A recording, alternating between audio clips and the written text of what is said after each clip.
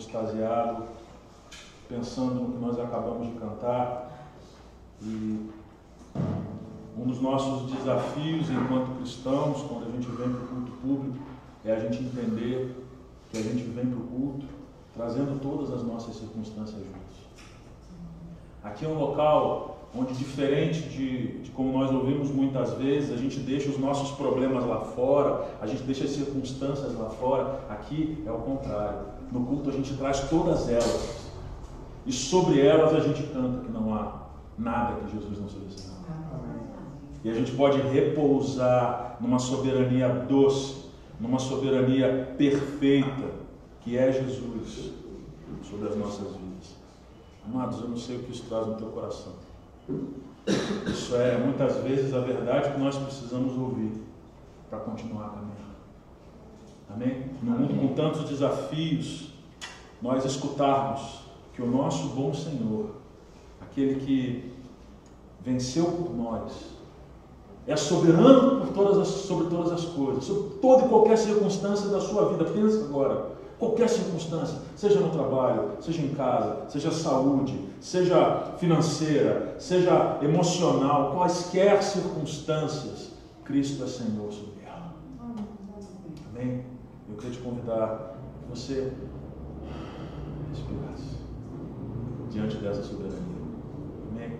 Como nós podemos vir desarmados para a presença do nosso amado Senhor. E eu quero sempre lembrar os irmãos, para que os irmãos não percam essa dimensão do nosso culto público.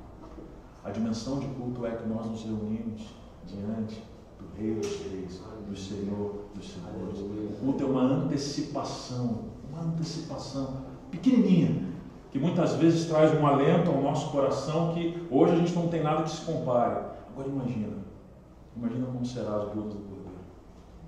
Como será quando o pecado for definitivamente erradicado dos nossos corpos, quando a morte for vencida e a gente estiver diante do Rei dos Reis, do Senhor dos Senhores. Eu queria te desafiar a olhar o seu coração, suas circunstâncias, à luz dessas verdades eternas. Amém? Marcos capítulo 14, verso 12 ao 21. Diz assim a palavra do Senhor. E no primeiro dia da festa dos pães sem fermento, quando se fazia o sacrifício do Cordeiro Pascal, os discípulos de Jesus lhe perguntaram: onde quer que façamos os preparativos para que o Senhor possa comer a Páscoa? Então Jesus enviou 2 dos seus discípulos, dizendo-lhes: vão até a cidade. Ali, um homem trazendo um cântaro de água sairá ao encontro de vocês. Sigam esse homem e digam ao dono da casa em que ele entrar que o mestre pergunta: onde fica o meu aposento no qual comerei a Páscoa com os meus discípulos? E ele lhes mostrará um espaçoso cenáculo, mobiliado e pronto. Ali façam os preparativos. Os discípulos saíram, foram à cidade e, achando tudo como Jesus lhes tinha dito, prepararam a Páscoa. Ao cair da tarde, Jesus chegou com os 12. Quando estavam à mesa e comiam, Jesus disse: em verdade eu lhes digo que um de vocês, o que come comigo, vai me trair. E eles começaram a entristecer-se e a perguntar-lhe um por um: por acaso seria eu? Jesus respondeu: é um dos 12, o que comigo põe a mão no prato. Pois o Filho do Homem vai, como está escrito a seu respeito. Mas ai daquele por quem o Filho do Homem está sendo traído. Melhor seria para ele se nunca tivesse nascido. Palavra do Senhor. Ó Santo Espírito, te clamamos, ilumina as nossas mentes, os nossos corações, revela a profundidade desse Evangelho no texto que lemos. Que nessa manhã os nossos corações sejam completamente capturados pela Tua presença, capturados pela Tua verdade. Que nós possamos sair daqui de joelhos, diante da beleza, da realidade, da Tua grandeza, da Tua soberania sobre todas as coisas. Que nós cremos no que cantamos.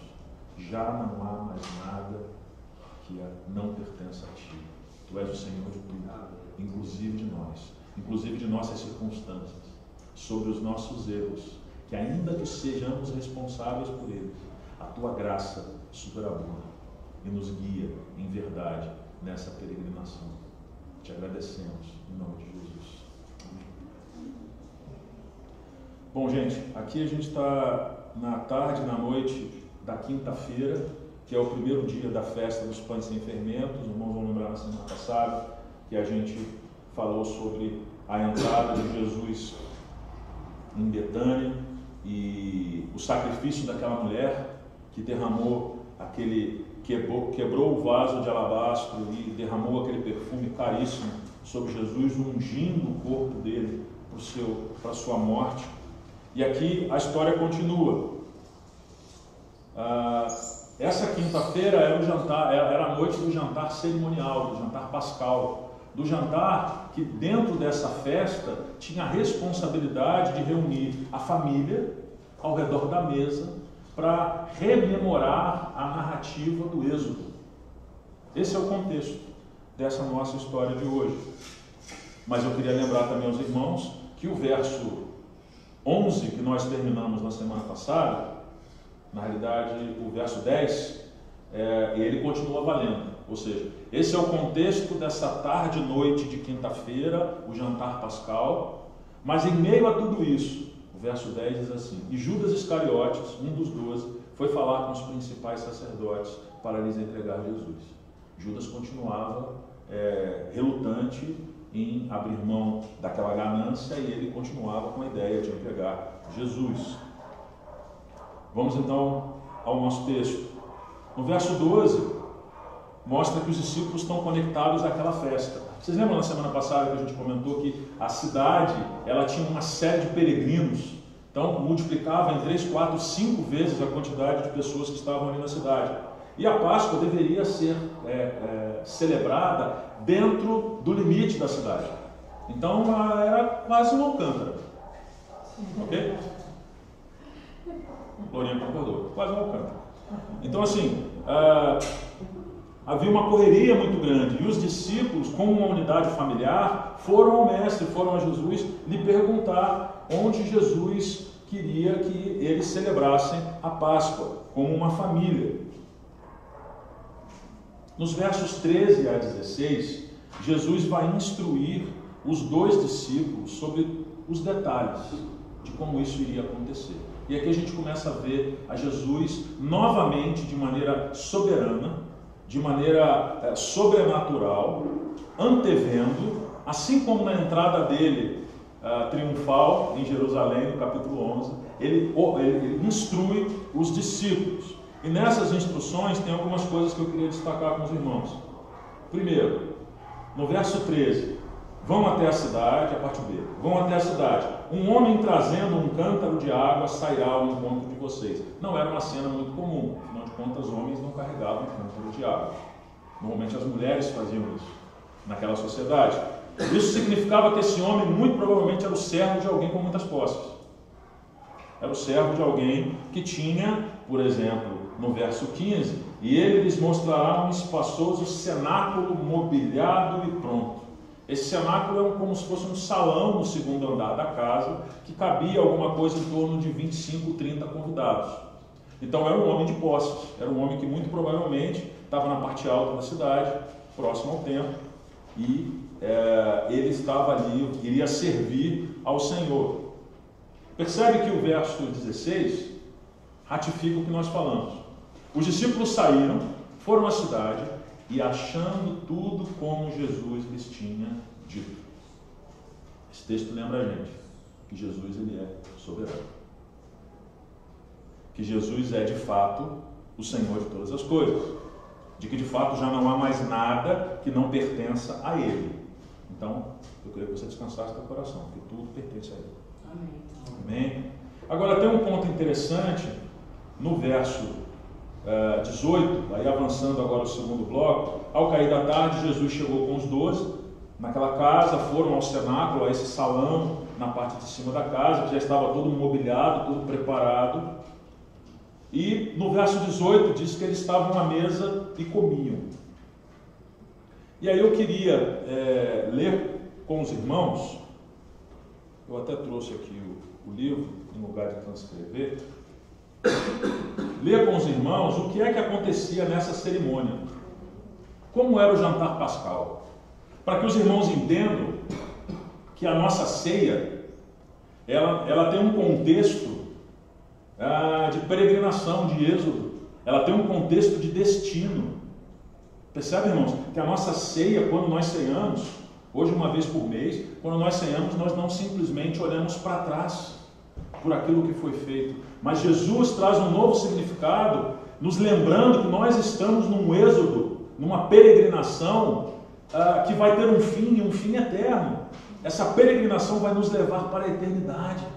Jesus é a nossa Páscoa. Como que esse jantar funcionava?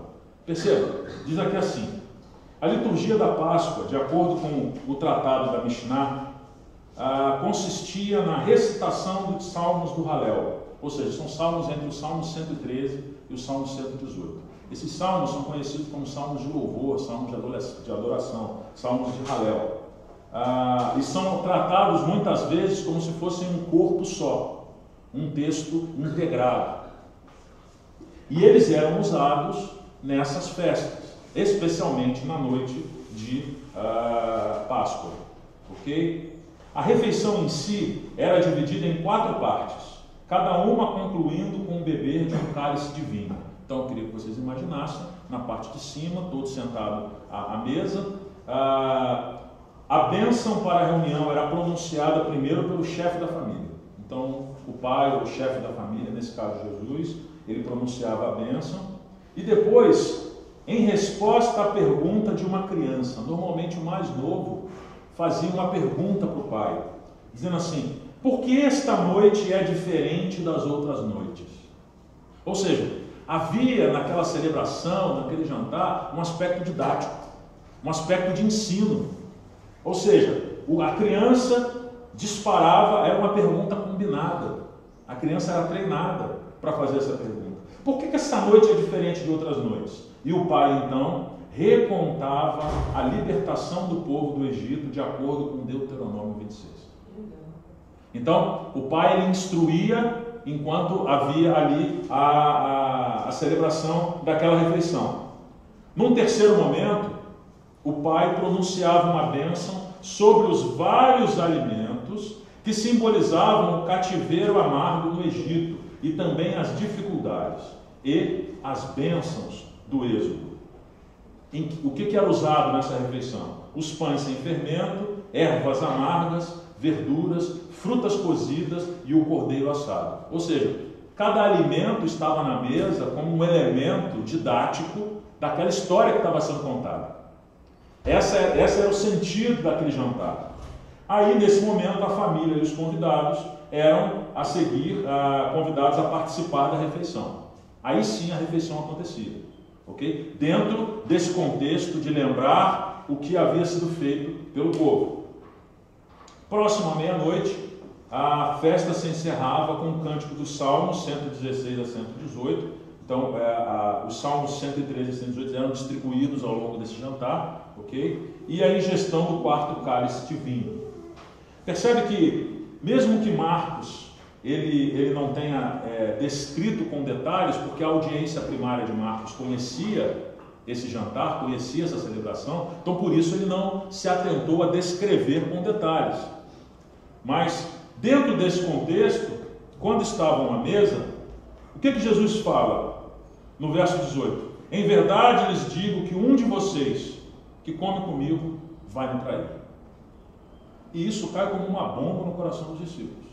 Por quê? Eles sabiam que o mestre sabia o que estava falando, porque eles tinham tido mais um sinal um pouco antes de que o mestre havia enviado 2 deles, e tudo aconteceu conforme o mestre havia instruído. No verso 19 diz que eles começaram a entristecer-se e a perguntar-lhes um por um: por acaso seria eu? Seria eu a trair a você, mestre? Então despertou no coração dos discípulos uma angústia. Será que eu sou capaz de trair meu mestre? Não sou capaz de trair meu mestre. E essa é uma angústia que ela permanece no coração do homem até hoje. Eu e você lutamos contra essa angústia diariamente. será que nós seremos capazes de virar as costas para Jesus? Será que nós seremos capazes de trocá-lo por 30 moedas de prata? Por uma carreira? Por um casamento? Por um bem? Por sucesso? Por fama? Por reconhecimento? Jesus continua. E no verso 20, Jesus vai fazer referência ao Salmo 41:9, onde o salmista fala de um homem que foi traído. Jesus, ele provoca um autoexame no coração e na alma dos discípulos. Jesus diz assim, no verso 20, é um dos 12, o que comigo põe a mão no prato. Muito provavelmente naquele cenáculo haviam outras pessoas, haviam mulheres, haviam aqueles que estavam ao redor dos discípulos. Jesus reduz um pouco mais o grupo suspeito e diz que vai ser um dos discípulos. E não só isso, olha o verso 21.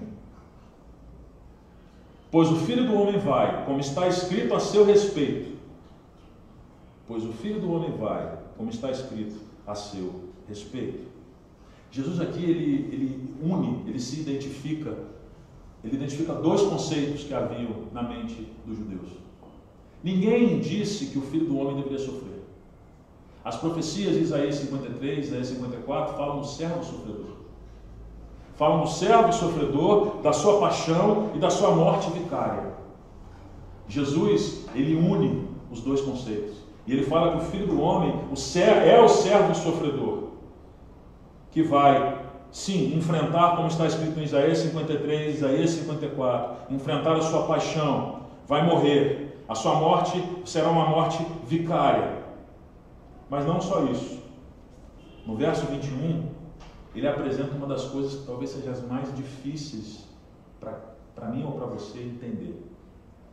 O paradoxo que a gente não consegue capturar entre a soberania de Deus e a responsabilidade do homem.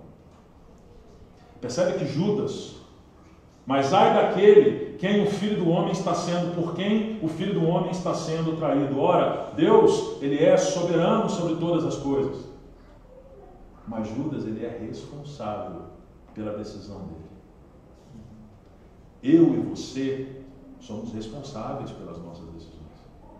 Assim como ele, assim como cada um dos discípulos, porque quando Jesus fala, um vai me trair, ele está apontando a princípio para Judas, mas no final, nesse amanhecer, se a gente continuar o texto, os demais discípulos vão da mesma forma abandonar ele. Ele vai estar sozinho. Percebe? A providência divina não cancela a responsabilidade humana,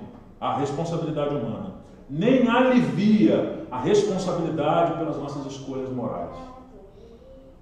E aqui a gente precisa entender que as duas coisas coexistem, ainda que a gente não possa explicar. Mas a gente precisa entender que o Senhor é soberano sobre a minha vida, sobre a sua vida, o Senhor é soberano sobre a nossa igreja, mas nós somos plenamente responsáveis pelas nossas escolhas morais. Inteiramente indesculpáveis se virarmos as costas para o Senhor. Inteiramente indesculpáveis se o trairmos por quaisquer quantia de moedas que for. Eu e você somos indesculpáveis. Nem Jesus, que estava de maneira intencional fazendo a vontade do Pai, abrindo mão da sua própria vontade, nem Jesus, nem Judas, eles foram instrumentos de um destino cego, como se fossem marionetes. Judas traindo e Jesus fazendo a vontade. Eles eram inteiramente responsáveis pelas suas atitudes. O que esse texto ensina para nós? Primeiro, a soberania de Jesus reflete a soberania de Deus sobre todas as coisas. Foi o que nós, de maneira providencial, cantamos agora. Amém? Ele é Senhor sobre todas as coisas. Meu irmão, minha irmã, quieta o teu coração. Ele é Senhor. Ele é Senhor. Você não precisa fazer 1 milímetro de esforço para que Ele seja Senhor. Ele é Senhor. O seu esforço é no sentido de obedecer ao seu senhorio, de reconhecer o seu senhorio. E a graça, ela te capacita ao esforço, ela não te alivia do esforço. A graça, ela faz com que os seus pés e suas mãos estejam fortes, se exercitando para que você caminhe diante dessa soberania. Ela não simplesmente pega você e anula as suas forças. anula como se você fosse marionete. Por quê? Porque a redenção, um dos aspectos da redenção no coração do homem é o florescimento do homem. E o florescimento do homem faz com que a minha vontade, a sua vontade, indo na direção de Deus, elas sejam tomadas à nossa força para fazer a vontade dele. E ele nos capacita disso. Haverá um dia que nós não vamos mais precisar lutar contra o pecado que habita em nosso corpo. Aleluia. Mas enquanto habitamos aqui, devemos nos esforçar na direção de obedecer ao soberano Deus. A soberania de Jesus reflete a soberania de Deus sobre todas as coisas.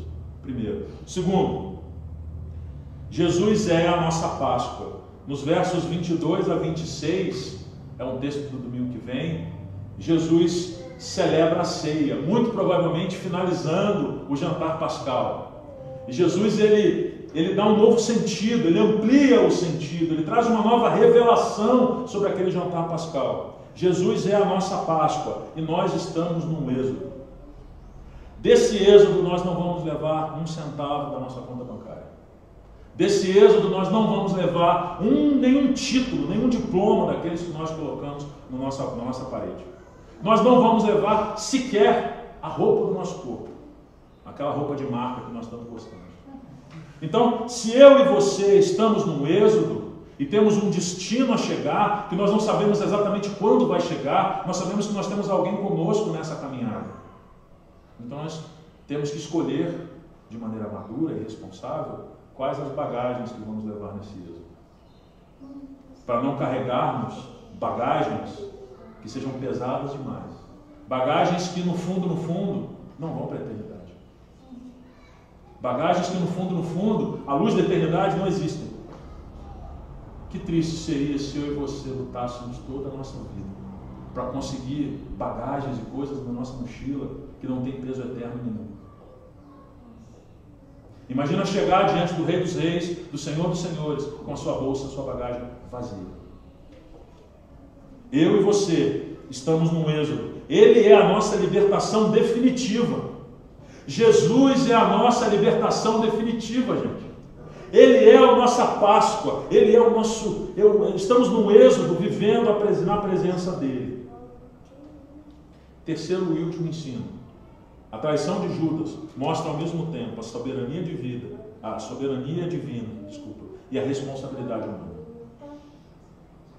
Soberania divina e responsabilidade humana. Como que nós podemos aplicar esses ensinos ao nosso coração? Primeiro, se estamos no êxodo, irmãos, se estamos no êxodo, cremos, vemos no texto agora que estamos, nós ainda não vivemos a vida que deveríamos viver. Por quê? Porque nós estamos num processo. Esse processo, alguns vão chamar de santificação, outros vão chamar de uma vida, num processo de vida transformada, a imagem da nova criação. Jesus inicia a nova criação quando ele ressuscita. E nós somos cidadãos dos céus, mas ainda estamos aqui. Eu sei, às vezes esse é um processo, é uma coisa muito embolada, mas eu quero tentar simplificar para os irmãos, porque meu ponto aqui é o seguinte: a nossa vida da nova criação deve crescer em nossos corações dia após dia nesse êxodo. Dia após dia nós devemos olhar nos olhar no espelho e ter no que agradecer ao Senhor por tudo que Ele está fazendo em nós hoje, amanhã, depois de amanhã, até que o sol raie plenamente no tempo certo. Até lá, eu e você devemos ter certeza de que estamos sendo discípulos de Jesus Cristo. Bom, Charles, como é que então a gente pode ter certeza? 3 aspectos. Primeiro, confiança na promessa de Jesus. Confiança na sua palavra. Não há como você confiar na palavra estando distante da palavra. Não há como você confiar na palavra como se a palavra fosse para você um retweet. Sabe? Não foi você que escreveu, você está lendo um retweet de alguém que retweetou, que foi, compartilhou, e aquilo chega para você. Com a palavra de Deus não é assim. Ou seja, com a palavra de Deus, eu e você devemos buscar uma relação direta com ela. Uma relação direta dentro de um contexto de comunidade, que é o que nos protege. O que nos protege de interpretações loucas da Bíblia? A igreja. O que nos protege de sermos radicais, ultra radicais, daqueles de, se preciso for, pegar uma AK-47 em nome de Jesus e resolver a parada? A igreja. Porque aqui nós somos corpo de Cristo. Amém? E nós temos a responsabilidade pela santidade uns dos outros. Nós temos a responsabilidade, devemos cuidar. Lembra quando nós falamos no casamento? Em que o marido e a esposa, da mesma forma na igreja, as famílias, elas cuidam da santidade uns dos outros. Nós podemos assim criar um ambiente onde os nossos filhos vão crescer protegidos. Então, se você quer proteger teu filho, quer proteger sua filha, esteja numa comunidade local, esteja numa igreja local. Então devemos confiar nas promessas. Segundo, boas obras. Lembra da mochila?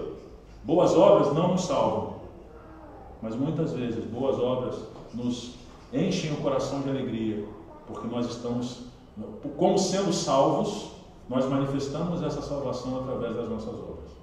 Obras que nós não faríamos se não fosse pela graça. Então, invista em boas obras. Invista em boas obras. Seja intencional no seu tempo. Olhe a sua mochila dessa peregrinação. Tire as coisas, ainda que tenha que sair com lágrimas. Arranque as coisas que a luz da eternidade não tem. Mas eu te pergunto, eu estou fazendo essa pergunta para você, porque eu faço para mim também. E isso corta o meu coração, tanto quanto corta o seu coração. Quantas almas no último ano você ganhou por Jesus Cristo? Quanto isso tem de fato ocupado a minha prioridade e a sua prioridade? A minha agenda e a sua agenda? Fazemos tantos planos. Nós devemos olhar os nossos planos à luz da eternidade. À luz, por quê? Porque nós não somos daqui, nós somos peregrinos, estamos no êxodo. E quem caminha pelo deserto no êxodo não tem tempo para levar tranqueira na mochila. Amém? Amém. Terceiro ponto, convencimento pelo Espírito. O convencimento pelo Espírito é uma evidência da salvação na minha vida e na sua vida. Quando foi a última vez que o Espírito Santo te convenceu do seu pecado? Quando foi a última vez que o Espírito Santo virou para você e falou assim, errado. Para do que você está falando agora, fica quieto, vai lá e pede perdão.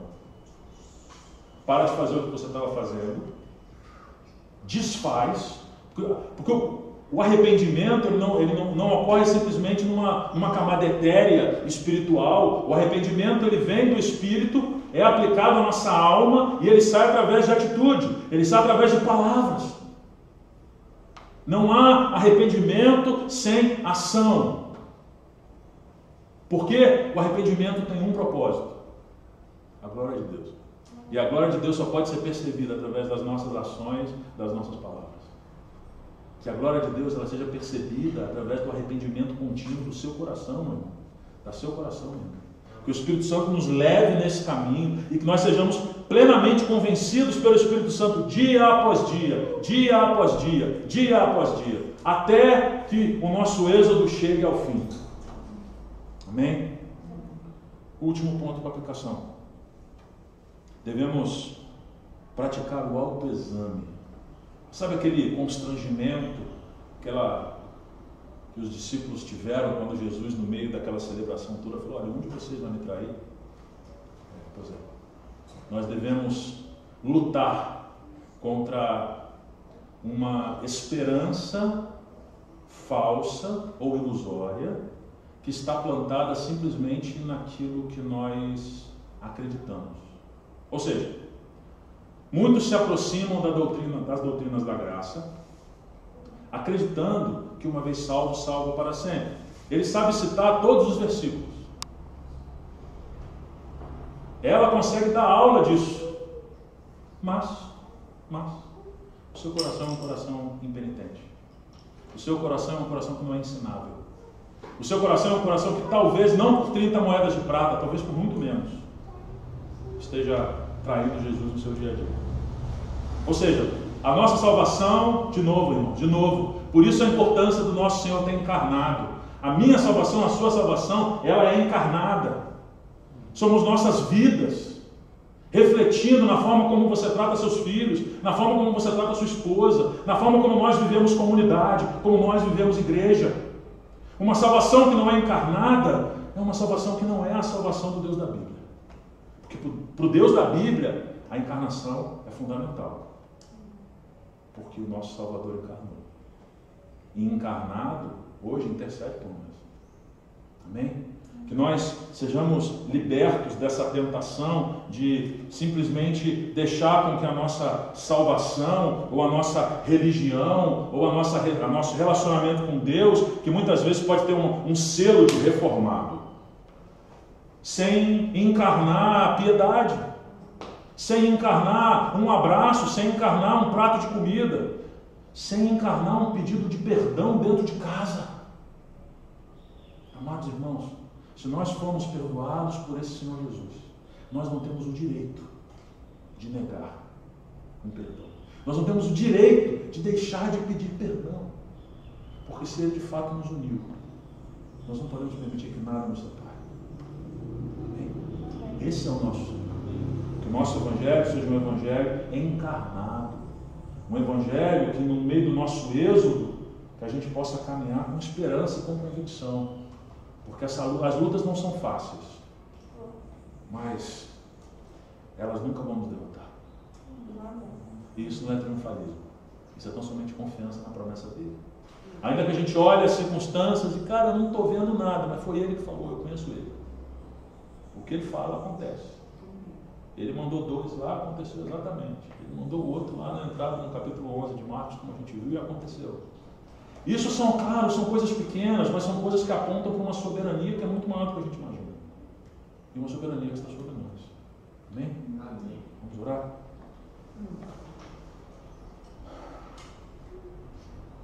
Pai Celeste, soberano, nós te agradecemos pela tua palavra. Te agradecemos porque o teu Espírito, ele fala a gente. O teu Espírito ilumina. E nós somos convencidos pelo Teu Espírito daquilo que precisamos mudar, daquilo que precisamos abrir mão. E não só convencidos, nós somos capacitados pelo Teu Espírito a nos arrepender. Nos perdoa, Senhor, todas as vezes que nós temos deixado de lado o Teu seguimento, que nós temos negociado, Senhor, e temos alimentado uma segurança falsa. Afasta, por favor, do nosso coração, da nossa mente, essa segurança falsa, de que como estamos todo domingo juntos, nós nunca vamos te trair. Mas nós pedimos a Ti que o Senhor nos ilumine e nos convença através de um temor santo,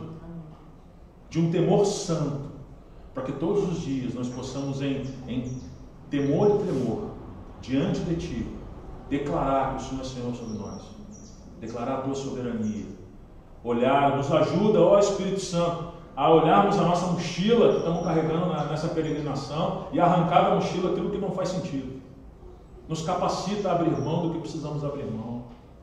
Nos dá força, Senhor, a que nós possamos, Senhor, ser envolvidos pela confiança, pela certeza, pela segurança da Tua palavra. Que possamos mergulhar e ir adiante nas boas obras que o Senhor já preparou para nós, de antemão, como diz a Tua palavra. E que o Teu Espírito nos convença a todo instante de que nós somos Teus.